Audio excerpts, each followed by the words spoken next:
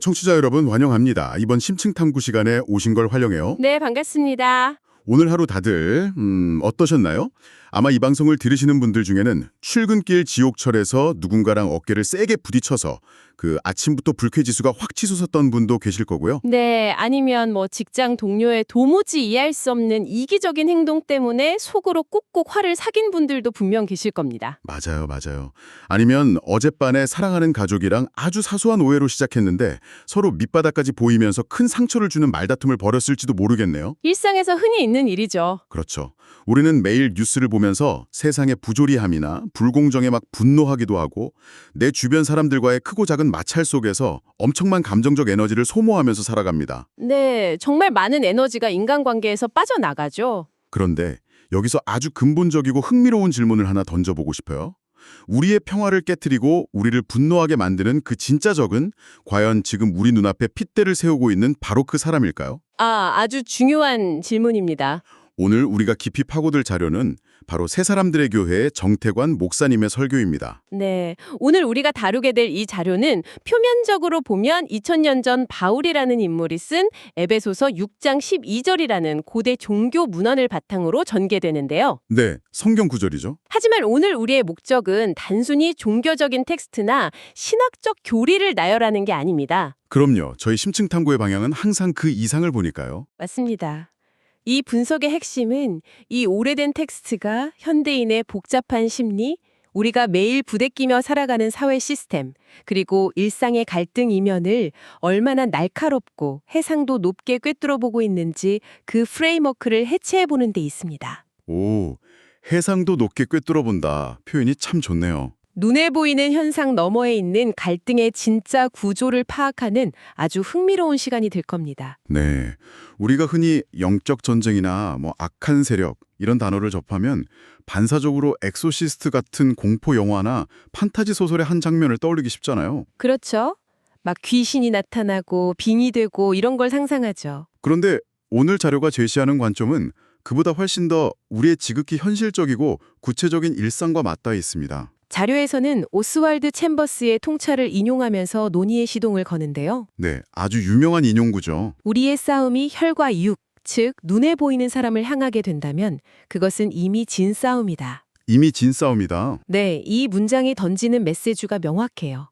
누군가 나에게 화살을 쏘는데 그 배후에서 활을 쏜 진짜 존재는 보지 못한 채 내 발밑에 떨어진 화살촉이나 내 옆에서 같이 비를 피하고 있는 사람이랑 치고받고 싸운다면 그건 애초에 타겟 설정부터 완전히 실패한 전쟁이라는 거죠. 맞아요. 번지수를 잘못 찾은 거죠. 아주 적절한 비유입니다. 타겟이 잘못 설정되면 모든 에너지는 허공으로 흩어지거나 오히려 아군을 공격하는 데 쓰이게 되니까요. 팀킬을 하게 되는 거네요. 그렇죠. 그래서 이 자료에서 강조하는 프레임워크를 제대로 이해하기 위해서는 우리가 가져야 할 분별과 균형의 자세가 필수적입니다. 균형 감각. 네, 이 균형감을 설명하기 위해 영국의 문학가이자 변증가인 C.S. 루이스의 관점을 빌려올 수 있다는데요. 여기서 흥미로운 점은 우리가 보이지 않는 세력 혹은 악의 구조를 대할 때 빠지기 쉬운 극단적인 두 가지 오류가 존재한다는 점을 상기할 필요가 있다는 겁니다. 아, C.S. 루이스의 스크루테이프의 편지에 나오는 그 유명한 개념이군요. 맞습니다. 고참 악마가 신참 악마한테 인간을 타락시키는 방법을 코치하는 그 흥미로운 소설 말이죠. 네, 거기서 지적하는 첫 번째 오류는 바로 무관심과 회의주의입니다. 무관심. 현대인들이 가장 많이 빠지는 함정이기도 하죠. 21세기 첨단 과학의 시대에 무슨 보이지 않는 악의 세력이야 다 뇌과학적인 호르몬 분비의 문제거나 심리적인 스트레스일 뿐이지 라면서 그 존재 자체를 철저히 부정하고 방심하는 상태입니다. 사실 현대 사회에서는 그게 제일 보편적인 반응이잖아요. 눈에 안 보이니까 안 믿는 거죠. 네, 그런데 반대로 두 번째 오류는 그 존재에 지나치게 집착하는 겁니다. 모든 걸 그쪽으로 연결하는. 맞습니다. 감기에 걸려도 길을 가다 넘어져도 심지어 주식 투자를 잘못해서 돈을 잃어도 이건 다 악마의 공격이야 라면서 모든 현상의 원인을 귀신에게 돌리고 두려움에 떠는 태도죠. 그건 좀 피곤하겠네요. 그렇죠.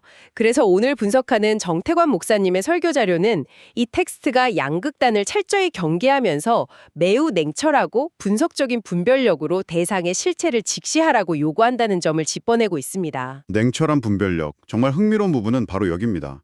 바울이 에베소서에서 어둠의 세력을 단순히 나쁜 영들이나 귀신 떼처럼 뭉뚱그려 표현하지 않더라고요. 네, 헬라어 원어를 분석해보면 이들이 놀랍도록 정교한 우주적 계급 구조와 역할을 가지고 있다는 것을 알 수 있습니다. 계급 구조요. 네, 이 텍스트가 제시하는 적의 실체는 인간 내면의 추상적인 악함이 아니라 지상이 아닌 차원에 존재하는 매우 조직적인 실체들입니다. 조직 통역배 같은 느낌인가요? 그것보다 훨씬 더 거대하고 체계적인 군대나 정부 조직에 가깝죠. 바울이 사용한 세 가지 핵심 단어를 하나씩 뜯어볼 필요가 있습니다. 좋아요. 한번 파헤쳐보죠. 첫 번째로 등장하는 부류가 헬라어로 아르카이, 번역하자면 통치자들입니다. 아르카이. 이게 제가 언어학적으로 보니까 아키텍처나 아키올로지 같은 단어의 어원이 되는 말이잖아요. 네, 맞습니다. 정확합니다. 시작, 기원, 우두머리라는 뜻을 품고 있죠. 설교 자료의 맥락에서 보면 이들은 영적 세계에서 특정 지역이나 거대한 영역을 다스리는 상위 권력 집단이에요. 네, 현대사회로 치자면 거대한 다국적 기업의 방향성을 결정하지만 대중의 눈에는 절대 띄지 않는 그림자 이사회나 거시적인 지정학적 갈등을 조장하는 보이지 않는 최고 경영진 같은 느낌이라고 볼 수 있겠네요. 완벽한 현대적 적용입니다. 그들은 직접 손에 피를 묻히기보다는 전체적인 판을 짜는 역할을 하죠. 빅픽처를 그리는 거군요. 맞습니다. 그리고 그 바로 아랫 단계로 명시된 두 번째 그룹이 엑수시아이, 즉 권세들입니다. 엑수시아의 권세들. 이는 앞서 말한 아르카이가 설계한 거대한 어둠의 방향성을 실제 질서와 시스템 안에서 합법적인 형태의 권한으로 행사하는 존재들입니다. 아, 합법적인 권한. 이거 되게 무서운 말이네요. 마치 국가의 악법을 집행하는 관료 조직이나 기업 내에서 비윤리적인 정책인 줄 알면서도 실적을 위해 그걸 밀어붙이는 중간 관리자 그룹이랑 비슷해요. 정확합니다. 시스템 안에서 합법적이라는 가면을 쓰고 있기 때문에 사람들은 그게 악인 줄도 모르고 그냥 순응하게 되는 거고요. 제도가 되어버린 악이죠. 그리고 이 조직도의 세 번째 그룹을 설명하는 단어가 개인적으로는 가장 인상 깊었습니다. 네, 코스모크라토레스죠? 맞아요. 코스모크라토레스. 우리말로는 이 어둠의 세상 주관자들이라고 번역된 단어죠. 코스모스, 즉 이 세상의 물리적이고 문화적인 체계를 움켜쥐고 있는 자들이라는 뜻입니다. 문화를 움켜쥐고 있다. 네, 이들은 시대의 문화, 사상, 그리고 대중의 트렌드를 조정하는 힘을 상징합니다. 트렌드까지요. 사람들의 가치관을 형성하고 무엇이 쿨한 것이고 무엇이 뒤처진 것인지 그 시대 정신을 주조해내는 세력이죠. 여기서 언어학적으로 매우 중요한 포인트가 하나 있습니다. 뭔가요? 바울이 나열한 통치자들, 권세들, 세상 주관자들이라는 이 명칭들은 모두 헬라어 원문에서 복수형으로 기록되어 있습니다. 아, 복수형이요? 단수가 아니라? 그건 악의 세력이 단일한 하나의 개체가 아니란 뜻이군요. 맞습니다. 사탄 혹은 마귀라고 불리는 단일한 정점 아래에 아주 정교하게 조직되고 분업화되어 있으며 촘촘한 위계 질서를 가진 거대한 군대 단위의 시스템이 가동되고 있다는 뜻입니다. 군대군요. 무질서하게 날뛰는 괴물들의 집단이 아니라 고도로 훈련된 군사 조직처럼 움직인다는 것이 이 텍스트가 고발하는 악의 실체입니다. 와, 그 조직도를 머릿속에 그려보니까 진짜 소름이 돋네요. 그런데 설교 자료를 더 깊이 살펴보니까 이런 정교한 계급 구조가 비단 어둠의 진영에만 존재하는 게 아니었어요. 네, 영적 생태계의 대칭성이죠. 빛의 진영, 즉 영적 생태계 전체가 아주 고도화된 체계를 갖추고 있다는 점도 함께 다루고 있죠. 천사들에 대한 묘사가 대표적입니다. 맞습니다. 우리가 보통 대중문화에서 천사를 보면 하프 켜는 날개 달린 애기나 백설공주에 나오는 요정처럼 좀 평면적인 이미지로 소비하잖아요. 큐피드 같은 이미지도 있고요. 네, 그런데 성경 텍스트가 묘사하는 천상의 존재들은 역할과 지위가 철저히 분리된 거대한 군사 및 행정 조직에 가깝더라고요. 대표적으로 그룹, 헬라어로는 체루빔이라고 하고 또 세라핌이라고 하죠. 이 둘의 차이가 참 흥미롭습니다. 네, 그 둘의 역할은 확연히 다릅니다. 그룹, 즉 체루빔은 창세기에서 아담과 하와가 타락한 후 에덴 동산의 생명나무로 가는 길을 불칼을 들고 지키거나 이스라엘의 언약궤 위에서 하나님의 거룩한 임재를 물리적으로 호위하는 존재들입니다. 경호원 같은 거네요. 말하자면 왕의 최정예 근위대이자 보안부대와 같은 역할을 수행하죠. 반면에 이사야 6장에 등장하는 세라핌은 6개의 날개를 가지고 거룩함을 선포하며 천상의 거대한 예배와 의전을 관장하는 고위급 존재들로 묘사됩니다. 완전히 역할이 분리되어 있네요. 여기서 청취자 여러분은 이 복잡한 천상의 계급도 이 영적 트리비아를 대체 왜 알아야 하느냐는 질문이 생길 수 있습니다. 그렇죠. 굳이 천사 계급까지 알 필요가 있나 싶을 수 있죠. 저는 자료를 분석하면서 이 부분이 굉장히 중요한 함의를 가진다고 봤어요. 만약 선한 진영, 즉 천상의 군대가 이렇게까지 촘촘하게 조직화되고 분업화되어 작동하고 있다면 그것은 무엇을 의미할까요? 이것을 더 큰 그림과 연결해 보면 명확해지죠. 빛의 군대와 맞서는 어둠의 세력, 역시 어설픈 동대 불량배 수준이 아니라는 겁니다. 맞습니다. 이들은 인간의 약점을 파고들기 위해서 수천 년반 데이터를 축적하고 고도로 치밀한 전략을 세워 움직이는 조직적인 군사작전을 펼치고 있다는 것을 이 생태계의 대칭성이 암시하고 있는 거죠. 바로 그 지점입니다. 요한계시록 12장 7절에서 9절을 보면 이 거대한 영적 생태계가 충돌하는 우주적 전쟁의 장면이 묘사됩니다. 하늘 전쟁이죠. 네, 미가엘과 그의 사자들로 대변되는 하늘의 군대와 용, 즉 마귀나 사탄이라 불리는 자와 그의 사자들이 맞붙는 장면이죠. 정말 스케일이 큽니다. 이 구절은 우리가 지금까지 분석한 내용을 거시적인 스케일로 보여줍니다. 양 진영 모두 인간의 상상을 초월하는 우주적인 힘을 지니고 있으며 치밀한 상하 위계 조직을 갖춘 채 활동하고 있습니다. 네, 즉, 개인의 내면에서 일어나는 작은 갈등조차도 사실은 이 거대한 우주적 전쟁의 파편이 일상으로 튀러 들어온 것이라는 통찰을 제공하는 것입니다. 자, 그래서 이것이 다 무슨 의미일까요? 이제 이 거시적인 이야기를 우리의 발밑으로 끌어내려 보죠. 우주에서 천사들과 악한 영들이 거대한 조직도를 가지고 전쟁을 벌인다는 개념은 흥미롭지만 당장 다음 달 카드값을 걱정하고 상사의 부당한 지시에 스트레스를 받고 아이들의 반항과 씨름해야 하는 우리 청취자 여러분의 현실적인 삶과는 대체 무슨 상관이 있을까요? 아주 현실적인 질문입니다. 아까 이 세력이 치밀한 작전을 세운다고 하셨는데 구체적으로 어떤 경로를 통해 우리의 평범한 일상 속으로 침투해 들어오는 건가요? 이 자료가 진정으로 탁월한 지점은 바로 그 우주적 스케일의 전쟁을 일상의 언어로 번역해내는 데 있습니다. 일상의 언어로. 네. 설교 재료는 악의 세력이 우리의 삶을 파괴하기 위해 사용하는 세 가지 구체적인 침투 경로를 날카롭게 분석합니다. 세 가지 경로요? 첫 번째는 뭔가요? 그 첫 번째 경로가 바로 구조와 시스템을 통한 장악입니다.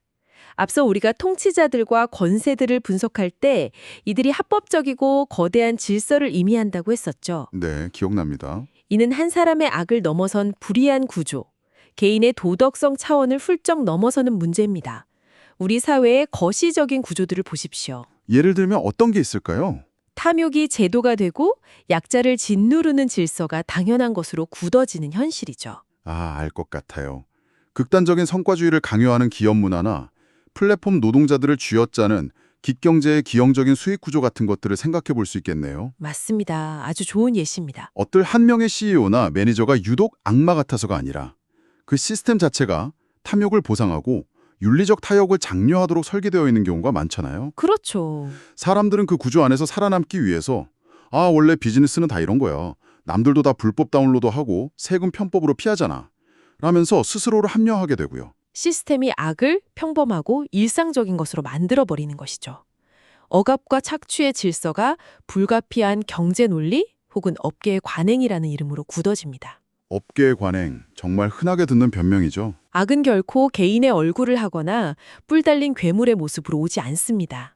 실제로는 아주 깔끔한 정장을 입고 사회 구조를 타고 흐릅니다. 우리는 먹고 살기 위해 혹은 승진하기 위해 무비판적으로 그 거대한 컨베이어 벨트 위에 올라타는 거고요. 네, 정태관 목사님의 설교 프레임워크는 바로 이것이 권세들이 개인의 영혼을 질식시키고 타락하게 만드는 첫 번째이자 매우 강력한 구조적 영적 공격이라고 지적합니다. 시스템이 강제하는 불의에 나도 모르게 동조하게 만드는 것.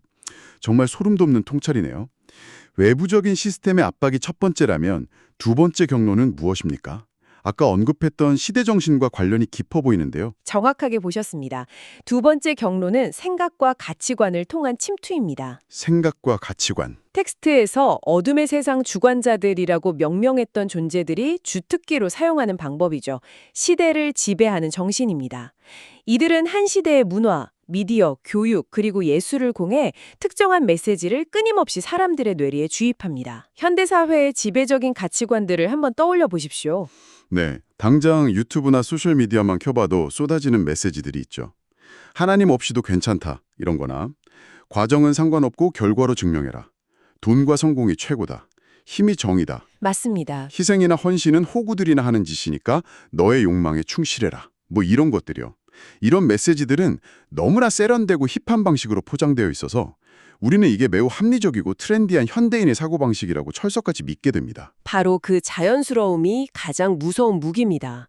이 프레임워크에 따르면 악의 세력은 우리를 하루아침에 흉악한 연쇄살인범으로 만들려고 하지 않습니다. 그럼 어떻게 하나요? 대신 우리의 가치 기준을 서서히 이동시킵니다. 절대적인 진리나 도덕 같은 것은 구시대적 유물로 치부하게 만들고 선과 악의 경계를 모호하게 섞어버립니다. 아, 판단 기준을 마비시키는 거군요. 네, 죄를 죄로 느끼지 못하게 하는 겁니다. 죄를 지어도 전혀 양심의 가책을 느끼지 못하도록 영적인 감각을 완전히 마비시켜버리는 것이죠. 이것은 감정적인 공격이 아니라 우리의 지성과 철학의 밑동을 톱질하는 매우 지적이고 문화적인 공격입니다. 와, 내가 굉장히 주체적으로 내 삶의 가치관을 선택했다고 믿었는데 사실은 그 어둠의 세상 주관자들이 짜놓은 매트릭스 알고리즘 안에서 허우적대고 있었던 것일 수도 있다는 거군요. 무서운 현실이죠. 극단적인 이기주의나 성공지상주의가 단순한 사회현상이 아니라 치밀하게 설계된 영적 무기였다는 관점, 정말 날카롭습니다. 자, 그럼 마지막 세 번째 경로로 넘어가 볼까요?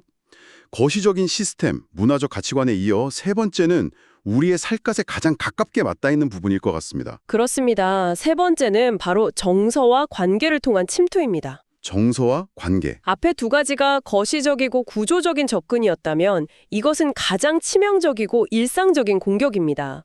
악한 세력은 거창한 이데올로기로만 공격하지 않습니다. 그들은 아주 작고 사소한 일상의 틈새를 노립니다. 이 부분을 들으니까 아까 오프닝에서 청취자 여러분께 던졌던 질문이 다시 떠오르네요. 직장 회의실에서 상황을 한번 가정해보죠. 당신이 몇 주 동안 밤을 새워가며 준비한 프로젝트 아이디어를 얄미운 직장 동료가 교묘하게 자기 공로인 것처럼 상사한테 가로채서 발표하는 겁니다. 상상만 해도 화가 나네요. 그 순간 얼굴이 화끈거리고 주먹이 쥐어지죠. 우리의 직관적인 분노, 즉 혈과 육의 싸움은 눈앞에서 빤뻔하게 미소 짓고 있는 그 동료를 향해 폭발합니다. 속으로 저 인간을 어떻게 밟아주지 하고 복수를 다짐하게 되죠. 그런데 이 설교자료의 논리에 따르면 지금 당신이 겪고 있는 진짜 공격은 그 얄미운 동료가 아니라는 거잖아요. 맞습니다. 동료의 행동은 도화선일 뿐 진짜 영적 공격은 그 사건을 통해 당신의 마음 깊은 곳에 뿌리 내리게 되는 쓴 뿌리입니다. 작은 오해나 용서하지 못하는 상처로 시작되는 거죠. 쓴 뿌리요? 분노 그 자체는 자연스러운 감정이지만 보이지 않는 세력은 그 분노에 기름을 부어 끝없는 증오로 증폭시킵니다.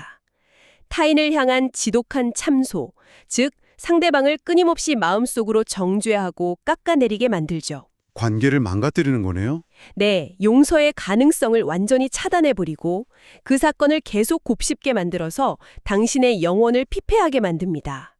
또한 타인과 끊임없이 나를 비교하게 만들어 파괴적인 열등감과 시기 질투를 불러일으킵니다.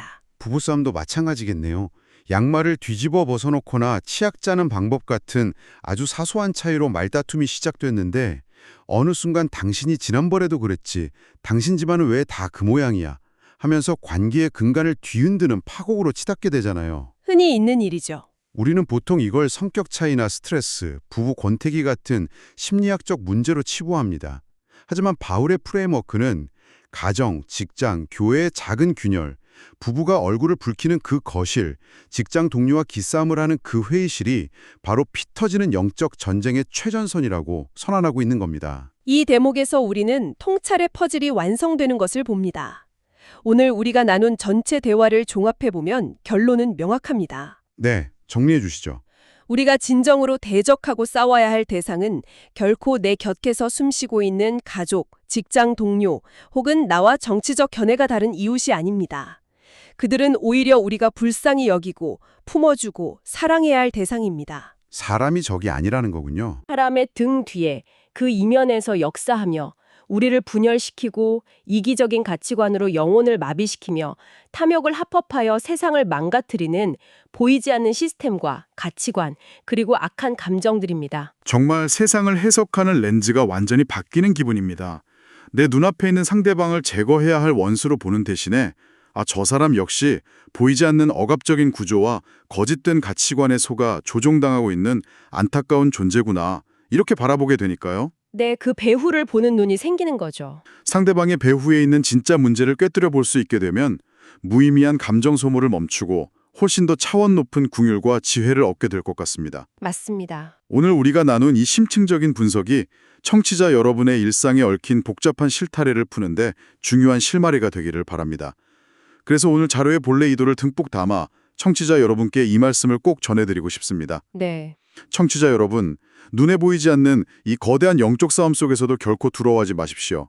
당신의 일상과 작은 관계들을 지켜내고 지혜롭게 세상을 분별하여 마침내 승리하는 믿음의 도전을 끝까지 이어가시기를 강력히 응원합니다. 이 분석은 우리에게 그저 지식으로 머물러서는 안 될 매우 날카로운 실천적 화두를 던집니다.